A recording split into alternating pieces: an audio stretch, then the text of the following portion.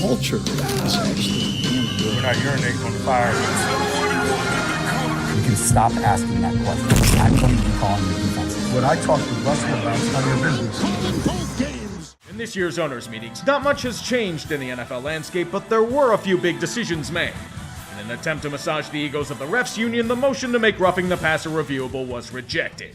It doesn't matter. We all knew it was going to be like reviewing pass interference a few years ago, where only a play or two was overturned and blatant PI wasn't because reasons. You will, however, see more potential ref ball and players with the number 0 on the field. There will also be no gradual cuts down to the final roster in the preseason from 90 players, which should keep starters fresh for a probable wave of injuries in week 2 of the season. Speaking of changes that no one wants, there's a chance that Thursday Night Football will have flex scheduling. It's more than likely going to be up for vote in May, and would give teams at least 15 days notice of a change from Sunday to Thursday. This would be terrible for the game, but remember, the dollar is what drives the NFL. TV rights fees are far more important to the league than the fans, and we all know it. It'll probably be reality barring a miracle. On to the NFC's moves. Motown smells concoctions not experienced in quite a while for them. The aromas of playoffs waft into rage. The Lions played with fire to end the year, and the time has come to act. Blood is in the air, and talent must be poached at a premium. David Montgomery is a quality running back. It should be a nice upgrade to complement DeAndre Swift. The secondary suffered a lot of public headaches early last year, but with Cameron Sutton, Emmanuel Mosley, and Chauncey Gardner-Johnson brought in at rich sums, shipping off the fallen Jeff Okudah for scraps, that might be how you fix it if they fit the scheme. Alex Anzalone and John Kaminsky are back in the fold, but what about long-lost Graham Glasgow? He's back home and away. He's more for depth nowadays than anything, but he's home. Detroit is interested in getting back to respectability, and they're damn close to it. Just let everyone else fall apart while they stake a claim. The Detroit Lions select Jahmyr Gibbs, running back, Alabama. Detroit, are you okay? A running back at 12? And one that wasn't projected to go anywhere near this position? You could have had Gibbs at 18. Just signed David Montgomery to be your feature back. You had a DeAndre Swift you barely used when he was somehow healthy before you traded him to Philly. Lions, you better know what the hell you're doing, because the optics here look kinda shitty. Also, if you wanted to go with a runner, then why the hell did you trade down? Why not pick Bijan if this was the path you wanted to go? The only way to justify this pick is if Jahmyr becomes a stud before his first snap. The Detroit Lions select Jack Campbell, linebacker, Iowa. This pick makes a little more sense for Detroit. Best middle linebacker available in a weak draft for them. Detroit hasn't had a really good one as a field general for a while, and it's not for lack of trying. Campbell's a slight reach, but in terms of a traditional linebacker, there isn't much to nitpick. It eases the sting of whatever the fuck their pick at 12 was. Although if you swap him and the Brian Branch pick, it seems okay.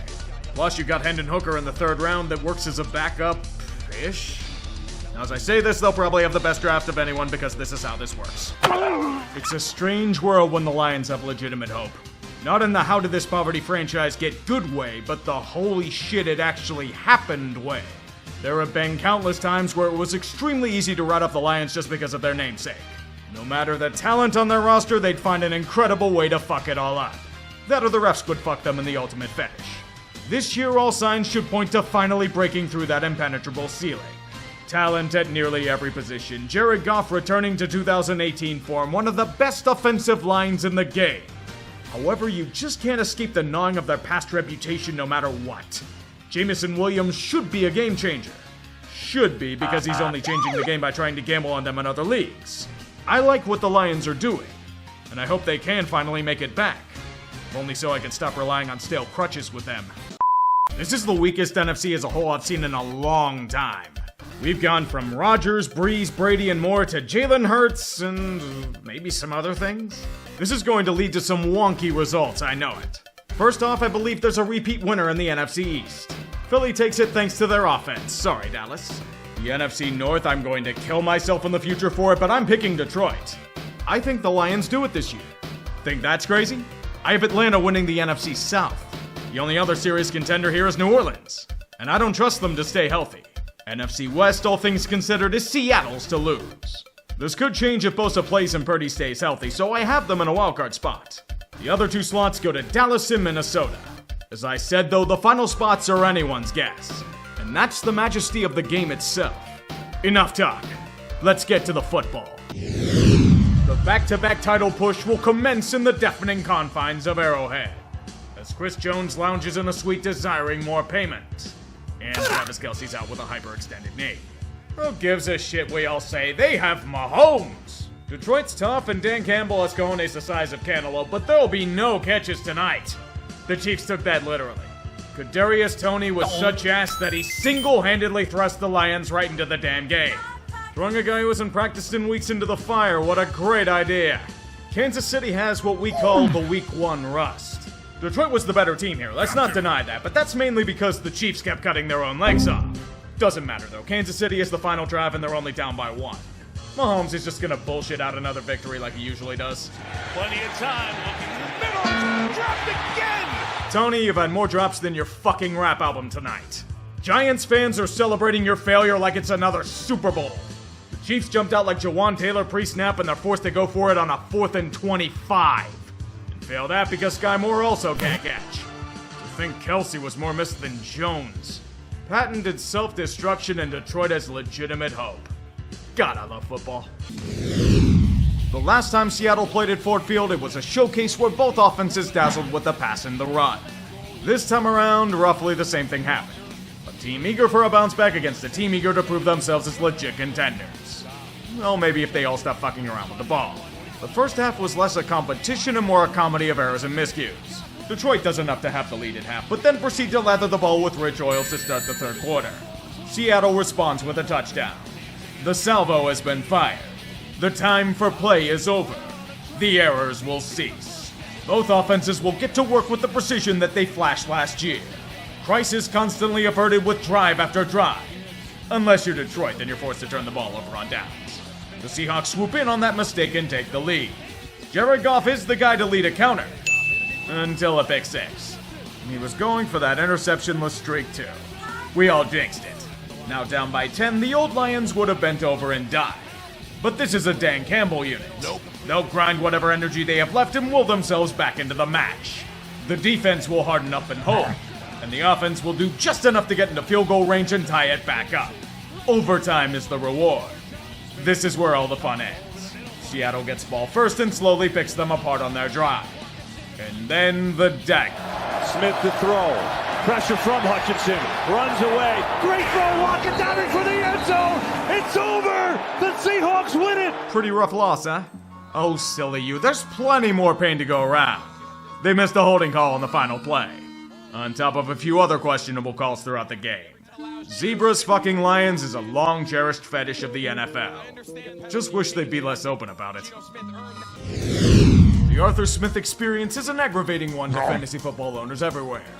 And honestly is for Falcons fans in general. Against Detroit, Atlanta will be as miscast and underwhelming as Bijan is in this damn offense. A Lions unit that was minced and diced all over this field last week fixed up the leaks. They would suffocate anything that resembled a Falcon attack. Desmond Ridder wants to do something? Good, here are the anti-air guns to shoot it down. Detroit's defense gains redemption after being cast into the fires of hell. That unit and an offense that does enough to give cushion help to lead the Lions to a needed win. With victory, they keep up with an old foe that has constantly tormented them. You know which one I'm talking about. Detroit, just keep doing what you need to do. The chance to keep them under your heel shall arise again soon enough. Detroit's been waiting a long time for this. Fun fact, this interception was the most yardage the Packers would gain for a while. The Lions had special plans for arrogant older brother to the west. It involved beating the ever-loving shit out of them with the running game and their defense. Green Bay obeyed Highlander rules. There can be only 1 yard of offense in the first quarter. I'd make some lame drinking joke, but the average Wisconsinite has an ABV of around 0.2 in any given time. It's second nature. Just like Detroit suddenly owning the Packers in games they play with them. The Motor City all but ran over Lambeau both on the field and in the stands. Yes, Green Bay would try to come back, but like Quay Walker, being an idiot failure is inevitable. Meet the new masters of the NFC North. Dan Campbell's 4th straight win over the Packers. A new beast is emerging in Detroit, and it's one of superiority. When you're a top prospect in the NFL, you're usually stuck in shitty situations. Bryce Young went from roughly the NCAA All-Star team to the football equivalent of Major League. We need to have some serious conversations about the Panthers. How has Ike Ekwonu and the O-line regressed this badly? How has Frank Reich gone from a quality coach to a washed-up bum in 2 seasons? Is David Tepper meddling in team affairs that much? And why is Carolina not getting any credit for being one of the biggest shit shows in the league? Charlotte's a hub for transplants. And apparently any talent that players have flies out the first chance it gets. Their defense is solid, but if they're out on the field for long stretches of time, of course Detroit's going to eventually break them. The Lions are for real.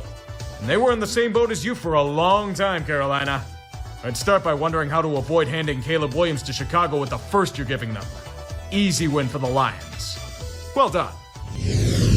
Tampa Bay's brought back the creamsicle uniforms this week. What that also means is that they will also play like those awful Bucs teams as well. I kid, this had a lot more to do with Detroit's utter crushing of whatever was Tampa's spirit. Dan Campbell went out onto the field and put every single member of the Bucs offense in the camel clutch. He would break their backs and force them to submit to his might.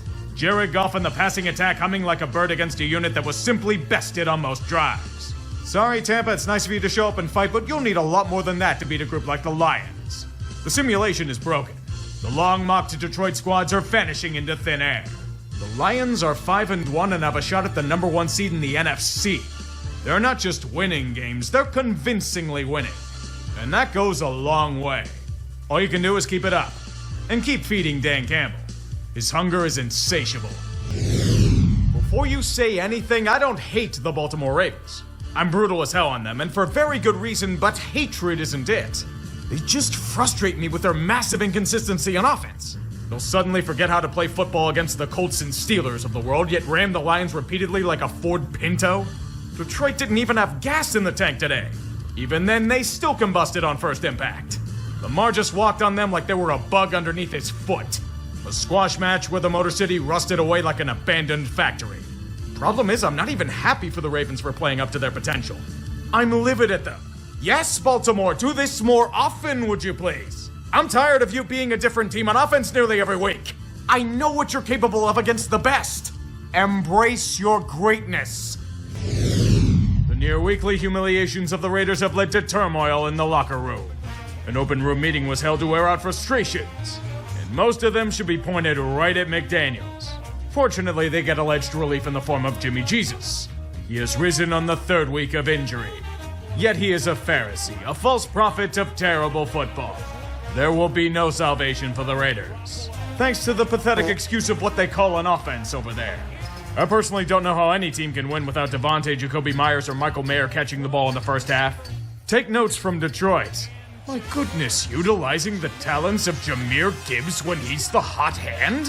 Holy shit, who knew that a team could be capable of such a breakout performance? Jahmyr's got a bright future here, but the score does this no justice. Detroit made a shitload of fuck-ups. They struggled early in the red zone, kept fumbling the ball away in key spots, and Goff inexplicably threw a pick 6. In reality, the Lions should have won this game by 40. There was no contest whatsoever. And Max Crosby can be 95% of the Raiders' defense, it still won't be close to enough. Not when Jimmy G keeps airmailing wide-open receivers, and certainly not when Devontae is absolutely livid at how things have turned out. He came here for Derek Carr, and now he's parked in hell.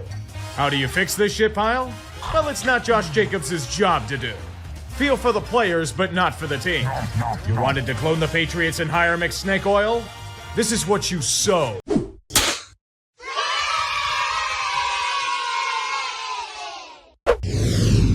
Remember that Seahawks-Lions game from last year? The NFL simply Control-C, then Control-V that match and edited a few details. Apparently, it's optional to have this thing called defense in this match. This will be an offensive showcase for both units, a flexing of power both behind center and at the skill positions. Every once in a while, the offenses will fuck up, but this is for gunslinging and evading a few moving pylons every now and again. Detroit's defense might be incredibly concerning thanks to Justin Herbert picking them apart. But Liquid LA's defense is somehow even worse than theirs in every conceivable way. Alex Grinch tried to steal defense from USC and got fired from it. And the Chargers honored his attempt by allowing their lifeless bodies to be run over all game. In this onslaught, the Lions offense grew 3 sizes on this day. And everything not San Diego threw at them, Detroit countered in kind. The Chargers might find it hard to win if they keep giving up over 500 yards of it in a game. No matter what Herbert and company do, their defense keeps running itself over. We might be tied at 38 after endless fourth down conversions, but the Chargers defense, surprise, surprise, is fucking terrible. Dan Campbell is so confident in how shit it is, he'll go for it on fourth down late in the fourth. And he'll convert it. Because once again, the Chargers. To 7-2. Derwin James is right in the middle. From 41 yards, the kick is good. Like clockwork. Every day that Brandon Staley is still the Chargers coach, a shred of Justin Herbert's sanity weathers into nothing. How can you win with a defense this shit? It's physically impossible. Detroit played ugly on the defensive end, but escaped because their opponent is just like LA. Vapid and fake. Was wrong, they honestly fit in nicely. Chicago's last shred of hope is returning for one last gasp at relevance. Justin Fields is back from his thumb injury. While the season is all but lost, the Bears can figure out what to do for next year in games like this. Or will Detroit simply become the Edsel and disappoint us all? The Lions realize that the auto strike is ended, right? There's no need for the team to hypothetically go on strike against Chicago. Jared Goff is somehow morphed back into 2019 form. And I have no idea how the fuck it happened. It takes a special kind of bad to make the Bears look competent. And the Lions are turning it into a reality. They're doing the classic play down to competition trope at Ford Field with a 4-turnover day. It's a rare sight for Detroit these days, but there's always a time for a throwback. And the unbelievable is happening. Ooh, the Bears are up by 12 with 4 minutes left. An upset is within their grasp. They're a bad team, but there's no way they choke this away, right? They choke. Of course. Bears fans talked all that shit in the preseason about this team. Detroit didn't even show up until the final 3 minutes and still managed to bullshit out a win. Lions fans, it was ugly, but you can wake up. Incompetence can be escaped. And the reward is being 8-2 for the first time since JFK was president. I wouldn't recommend making this a trend. Against most other teams, Detroit loses by 20. Learn how to tackle someone in the open field, and maybe then I'll stop wondering if I have doubts about you or not. The Lions losing on Thanksgiving is an evergreen tradition. They've been winless in the Sportsball era, and it continued on. Detroit, infested with holiday cheer, paid it forward with the spirit of giving. Green Bay's injured to all hell and their defense has been maligned, but why not give Vanilla Joe Barry a solid performance from his unit? Jared Goff looking as sloppy as he did days earlier, and the Lions asleep in the den again. Live by the cojones and die by them as well. A goose egg on fourth down all game. Even on fake punts at their own 23. Bad news, boys, you aren't playing Chicago. With the Swiss cheese on display, Aaron Glenn should only be at one location, and it's The Hague. His defense is guilty of war crimes. With how dominant they made Jordan Love look all game, all they needed was a Hail Mary, and it was as if Aaron Rodgers never left. Do I have to whip out the F-slur for the Lions? You know what? I'm gonna do it. They're looking like frauds right now. Their only win against a group over 500 was a Chiefs team that couldn't catch syphilis in a dark alley. The way they're running, they're more than earning another loss in the wildcard round. You handed Green Bay a shred of legitimate hope on a silver platter. Did you really have to give that grease fire of a fan base oxygen? New Orleans is truly in hell. The organization spent the offseason deluding themselves into the idea that all they needed was a quarterback. Their terrible team coaching and the aging injury-prone roster didn't matter because Derek Carr was going to save them. So Saints, is going down 21-0 about 7 minutes into the game worth keeping your heads in the sand? At this point, the game was all but over. The voodoo magic to try and avenge the great fucking of 2018 has been fruitless. Repeatedly jamming their dicks into a blender is doing nothing to get them out of it. The most agonizing part wasn't this, though. It was in their potential comeback in the second half. New Orleans managed to get it within one score because Detroit and defense are two incompatible terms. Hell, it gets better as the Saints defense buckled down and flashed the talent that made them division favorites before the year. Then, like most opportunities, they fumbled it. New Orleans is now making Carr the whipping boy as Jameson Williams speeds down the sideline for a seamless TD. Redemption for Carr? Not with this laundry list of injuries. The dude is an entire hospital ward of ailments. And famous Jameis will have to carry the load. He would lead New Orleans to a touchdown. But like most things involving Saints, there'd be a scandal involved and several of them would be excommunicated. Offensive stagnation and desecration with a turnover on downs, Detroit drives the dagger with their offense. Another winnable game thrown into the abyss of infinite nightmares. Unlike the Lions, it doesn't bounce back. As I said, New Orleans is truly in hell. We've only got 5 weeks left in the season from hell itself. That means the playoffs are about to be seen as we crest over the hill. And then the race to the finish will truly begin. The NFC is much more slanted towards the top. Philly still remains the #1 seed despite their loss, but San Francisco and Detroit are gaining on them fast. As the Clown in the Army Battalion, Atlanta is 4th in Tank Division. Dallas should be in a top 4 spot, but they're stuck in a division with the Eagles. The other 2 wildcard spots are a 4-team race. The Vikings and Packers claim positions for now, but the Rams and Seahawks are right on their tail. Right behind them, the Buccaneers and Saints are knocking on the door of Tank Division. And the Bears and Giants are currently in a combination of long-term planning and extremely slim chances to make noise. This is the playoff situation, and the madness is only going to amplify.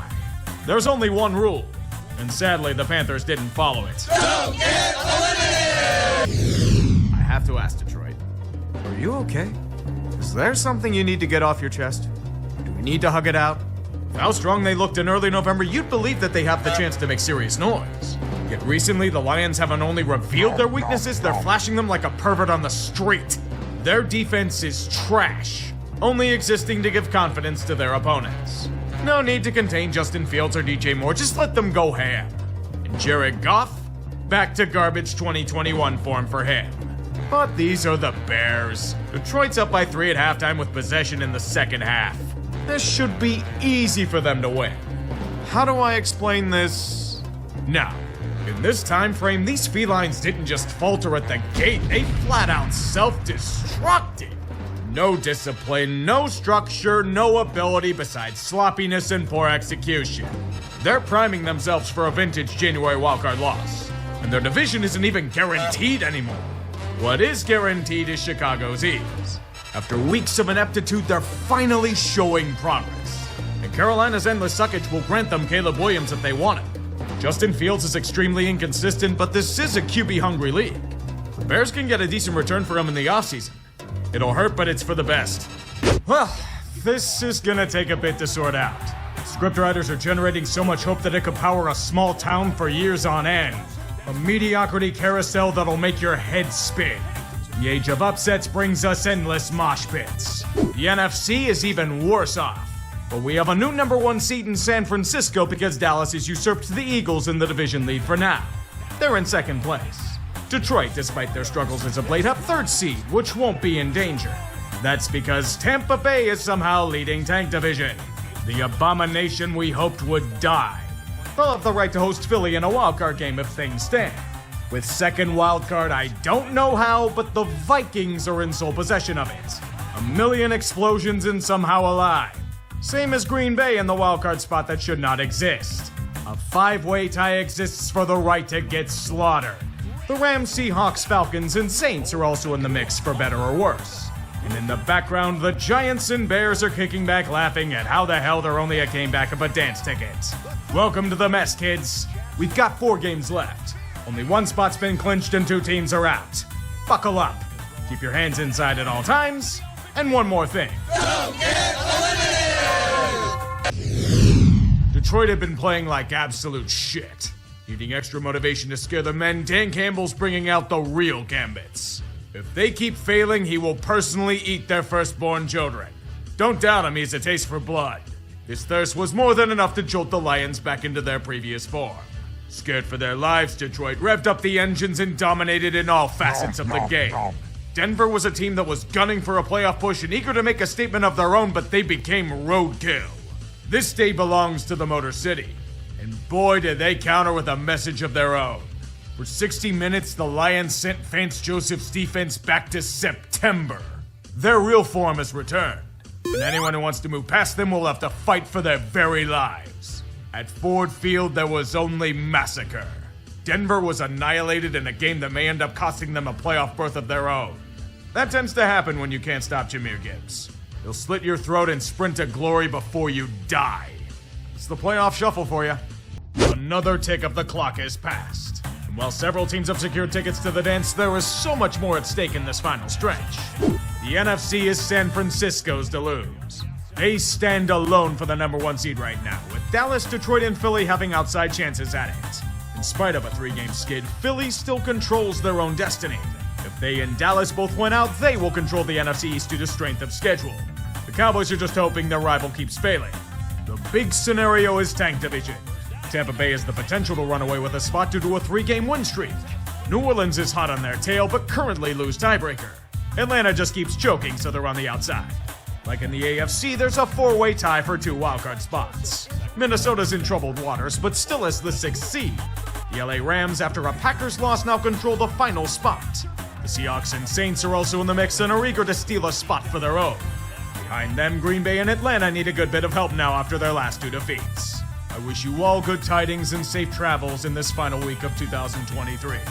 Christmas season is hectic, but these holidays get more special with age.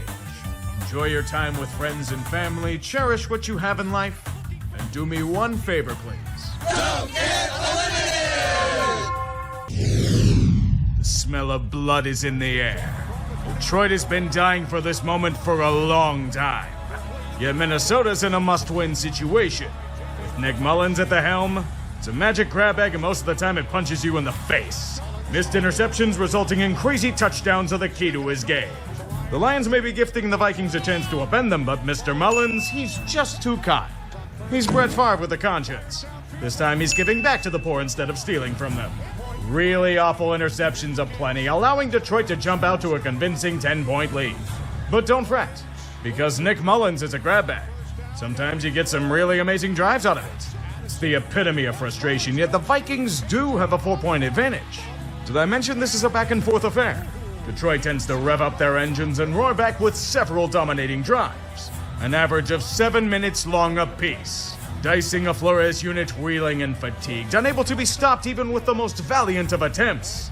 It's now a 9-point game. The Vikings do manage to drive down the length of the field, but in the red zone, well, it's Nick Mullins. What did you expect? It's only a field goal and you'll accept that. Now time is winding down, and the Lions can bury their opponent, but are unable to truly seal the deal. This might be the season for Minnesota, and they have to drive with precision under any means necessary. 2 factors at play. Aaron Glenn's defense is porous as hell, and Mullins has backyard magic on his side. The bullshit might indeed be real. Redemption drive incoming. From the 30 on 1st down. Mullins steps up. He throws. It is picked off. Melifonwu with the exclamation point. What the actual hell was that? It wasn't even a fucking shot. That was simply a duck that stopped quacking the moment it left the nest. Remember when I said that you can always do worse than Kirk Cousins? I lied. It's a hell of a lot worse. Especially with Nick Mullins costing you games like this. But their loss is Detroit's celebration. This win solidifies an NFC North title for the Lions, their first in the NFC North. The last time they won a division was in the Clinton administration. First term. Over 30 years of ineptitude finally brought to rest. Good work, Detroit. You'll get your chance to avenge ancestors past soon enough.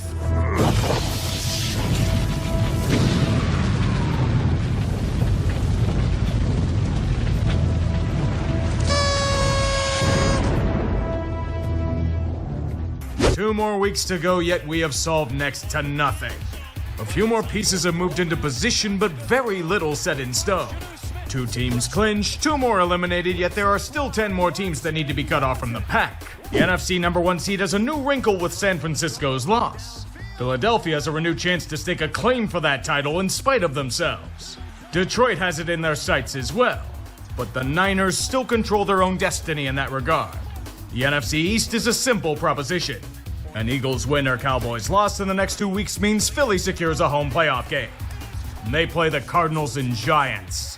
Barring a hilarious collapse, it's theirs. Tank division at Tampa Bay further secure a home matchup against most likely Dallas. Atlanta and New Orleans are a game back, but their best shot of doing anything is in the wildcard barring an implosion. The wildcard spots, excluding Dallas, are now solely controlled by the Rams and Seahawks, with LA controlling tiebreaker. 1 game back are Minnesota, Atlanta, Green Bay, and New Orleans in mixed states of being. And then the Bears. Somehow not dead yet. We have 2 weeks left. and the purge will shortly commence.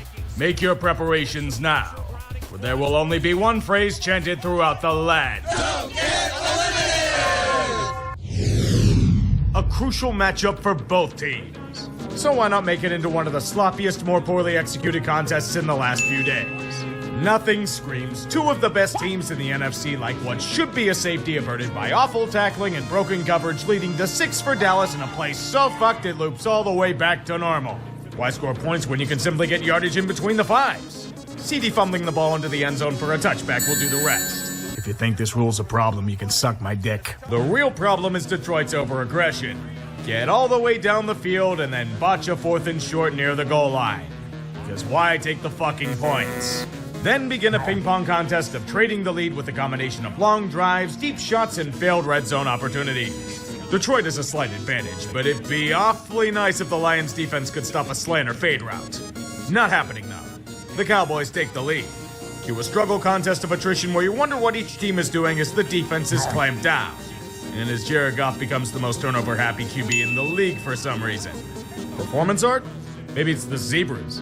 Is this tripping on Dallas? A perfect excuse for the Cowboys to happen. McCarthyism fell when he tried to go after the military.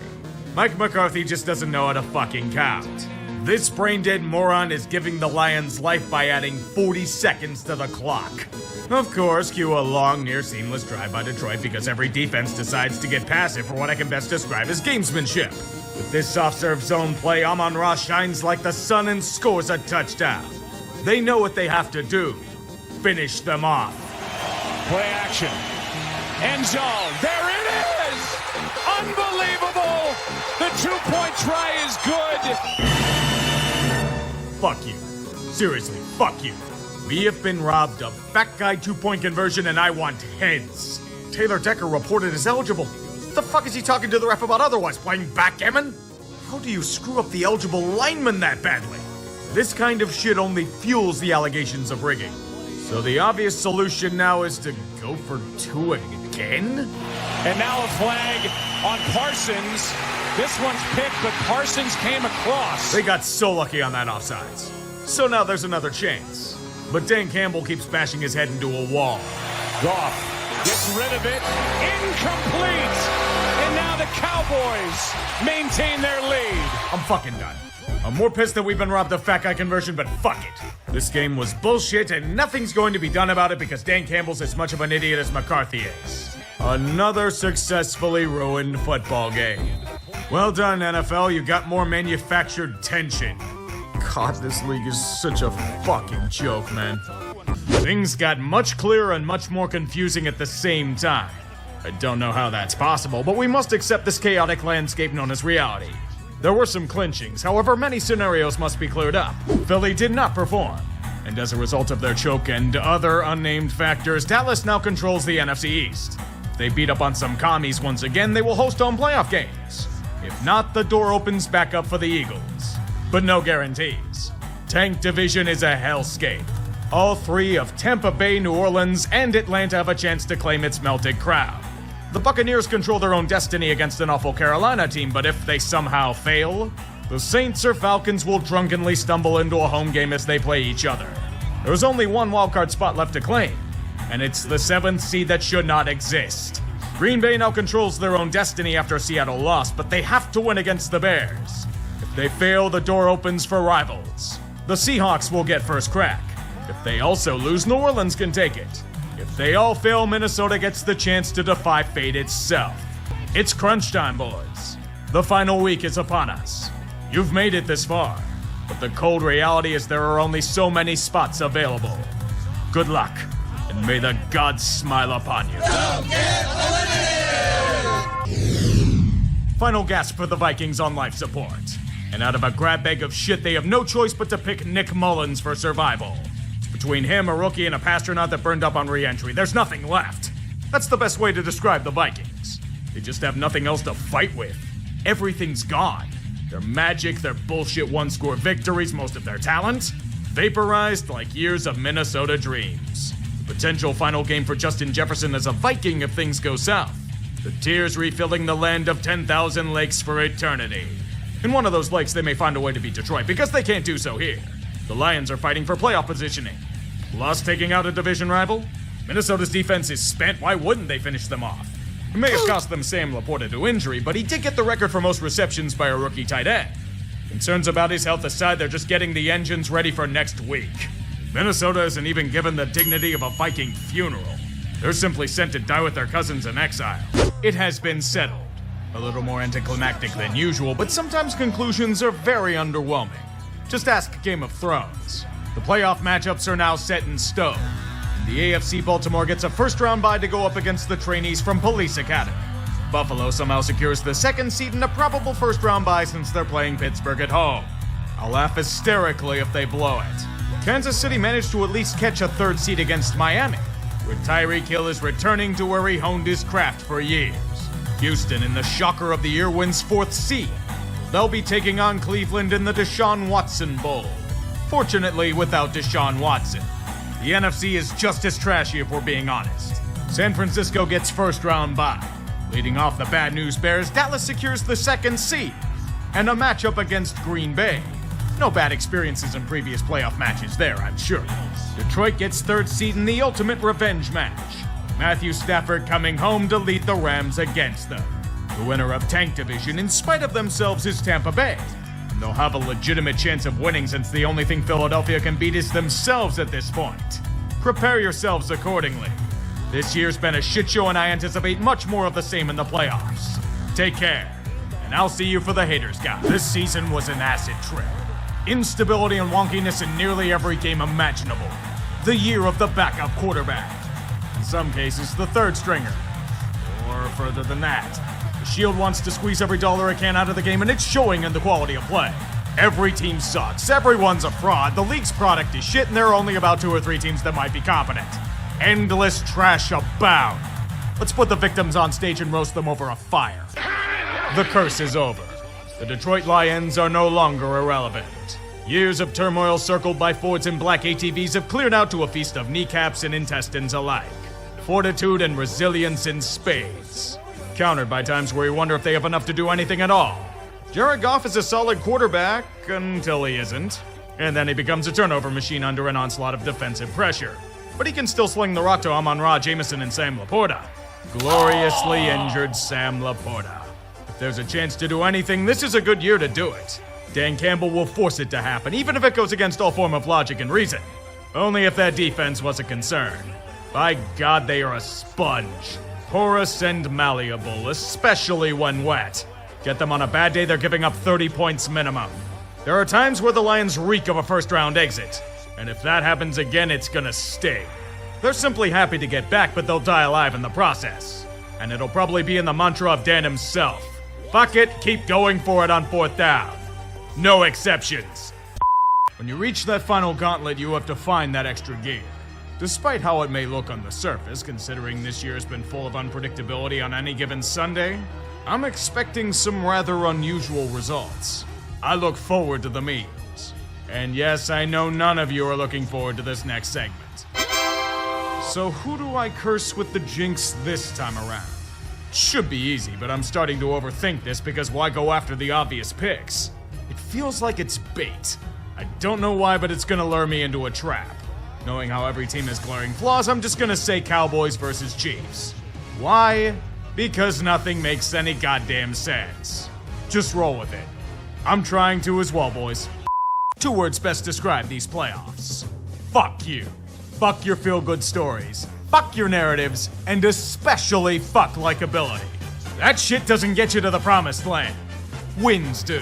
It's been a playoffs full of blowouts and humiliation, but it marches on all the same. Nearly everyone's pissed at the outcome. You know what to do.